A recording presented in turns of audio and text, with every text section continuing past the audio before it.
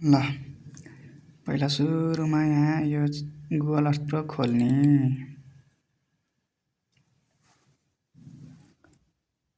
त्यसपछि म एउटा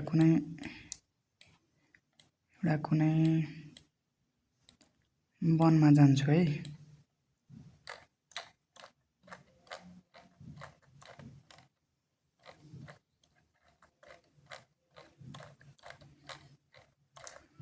म यहाँ एउटा कुनै वनमा गएँ, मानिलिउँ यो वन छ एउटा है।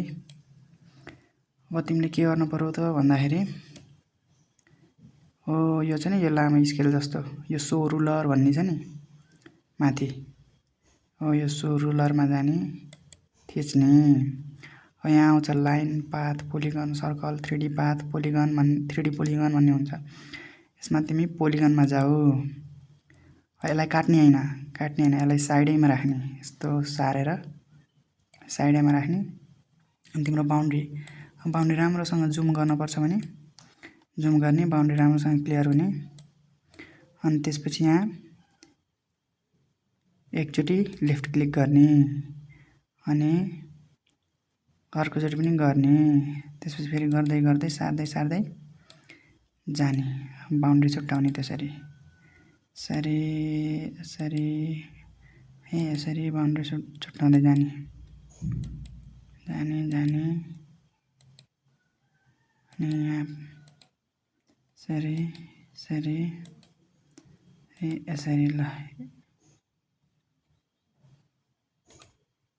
यस्तो भयो हैन। यति आयो। यति आइसकेपछि अब तिम्रो कति आयो, यहाँ हेक्टरमा देखाएको छ, हेक्टर पनि देखाएको छ 35.96 हेक्टर आयो। एरियालाई चाहिँ जहिले पनि हामीले हेक्टरमा राख्ने है। कस्तो आयो फेरि यो अघि यहाँ हेर है। यहाँ अब यो चुच्चो यता आयो, मिस्टेकले क्लिक भएर है। अब त्यसको लागि चाहिँ पहिलाकै पोइन्टमा लैजानलाई के गर्ने भन्दाखेरि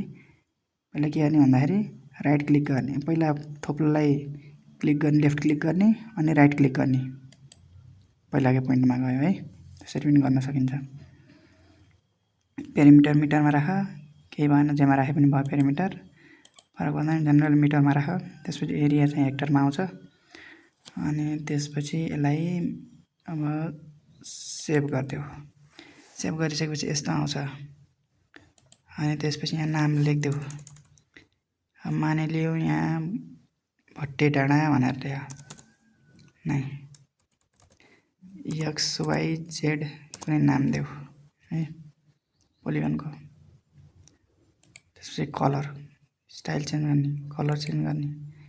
कलरमा हामीले जेनरली पहेँलो अथवा हरियो राख्यो भने क्लियरली बुझिन्छ के बाउन्ड्री। ओके गरिदेऊ। त्यसपछि विड्थ, यो पोइन्ट, यो लाइनको रेखा चाहिँ कति मोटाइको राख्ने हो त, त्यही अनुसार बढाउँदै जाने। त्यसपछि यता पनि यो अलि मोटाउँदै जान्छ। त्यसपछि ओके गरिदिने, सेभ गरिदिने है। XYZ पोलिगन आयो हैन। यसको आइसकेपछि त्यसपछि यहाँ फाइलमा जाने। त्यसपछि सेभ माई प्लेस एजमा जाने। अनि त्यसै कुनमा राख्छु, डाउनलोड। अब एउटा फाइल बनाएर राख्नु भयो। अनि यहाँ KMG भन्ने हुन्छ, KMG र KML जेमा सेभ गरे पनि केही फरक पर्दैन है। KML KMG जेमा सेभ गरे पनि फरक पर्दैन। मैले KMG मै राखिदिएँ। अब डेस्कटपमा जाऊ। डेस्कटपमै मैले सेभ गर्दैछु यो फाइललाई, सेभ गरिदिने ल। अनि त्यसपछि हो यहाँनिर देखियो नि त XYZ भन्ने है। अब यसलाई चाहिँ एक्जिट गरिदिउँ त, सेभ गरिदिउँ।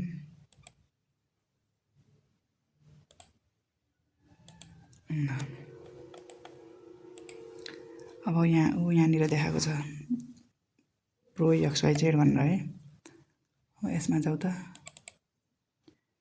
यसमा जाऊँ। त्यसपछि आउँछ यहाँ ठ्याक्कै हामीले काटेको पोइन्ट आउँछ। हामीले काटेको थियौँ नि त यो पोइन्ट, यो बाउन्ड्री, ठ्याक्कै बाउन्ड्री आयो है। यसरी चाहिँ बाउन्ड्री डिमार्केसन गर्न सकिन्छ।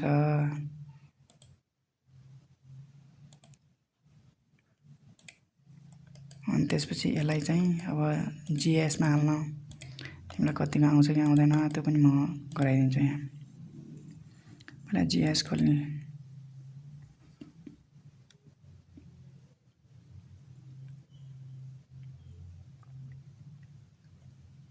एकछिन टाइम लाग्छ, अलिक पुरानो भर्जन हो कि मेरो चाहिँ 10.4।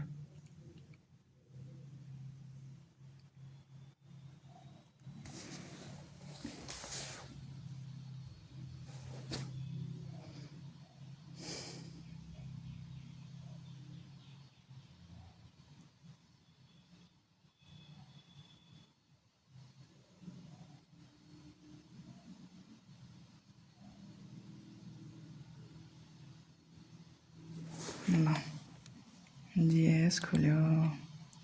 जिएस खोलिसकेपछि हामी अब सिधै केमा जाने, यो सर्च बक्स भन्ने हुन्छ यहाँ हो, यहाँ माथि कस्टमाइजमा, कस्टमाइजमा होइन केमा हुन्छ, यो विन्डोजमा हुन्छ सर्च बक्स भन्ने, यहाँ सर्च भन्ने छ, विन्डोजमा सर्च भन्ने छ, त्यहाँ जाने।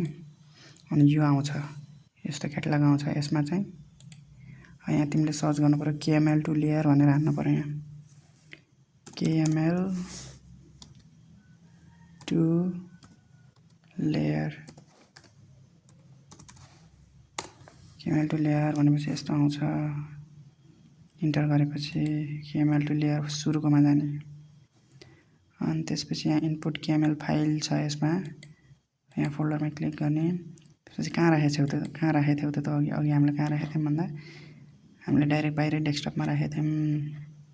पछि केएमएल XYZ भन्ने छ नि यो जिएसको, यसमा ओपन गरिदिने। आयो, केही गर्नु पर्दैन, त्यसपछि डाइरेक्ट ओके गरिदिने। एकछिन टाइम लाग्छ।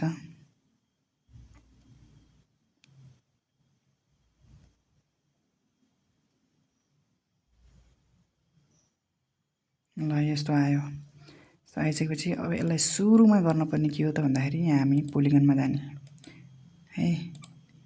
पोलिगनमा गएर कस्तो ब्लर आयो, पोलिगनमा गएर राइट क्लिक गर्ने, राइट क्लिक गरेर डाटा डाटा होइन रोक्ने, यसमा गएर यसमा नजाने, यसमा जाने, यसमा यही पोलिगनमै क्लिक गर्ने के, पोलिगनमै क्लिक गरेर राइट क्लिक गर्ने, राइट क्लिक गरेर डाटा फ्रेम प्रोपर्टिजमा जाने। सुरुमा गर्नुपर्ने हामीले यही काम हो। अनि त्यसपछि कोअर्डिनेट सिस्टममा जाने। कोअर्डिनेट सिस्टममा हामीले के गर्ने भन्दाखेरि यो फेभरेट्समा मैले राखेको छु, फेभरेट्स गराएर राख्न मिल्छ क्या आफ्नो काम लाग्ने कोअर्डिनेट्सहरू।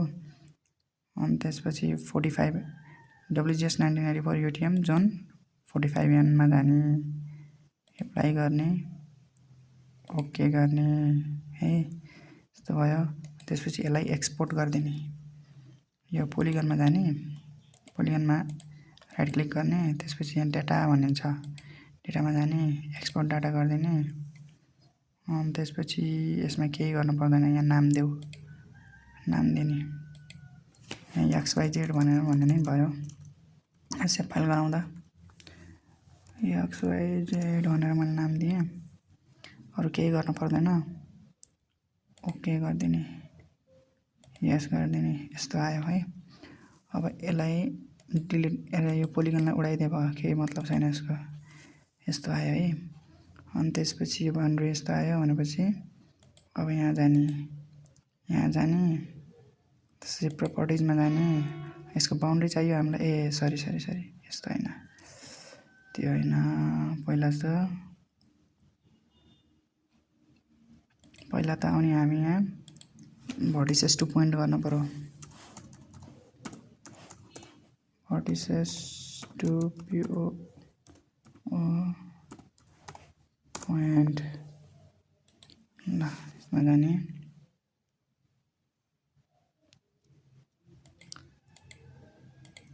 त्यसपछि यहाँ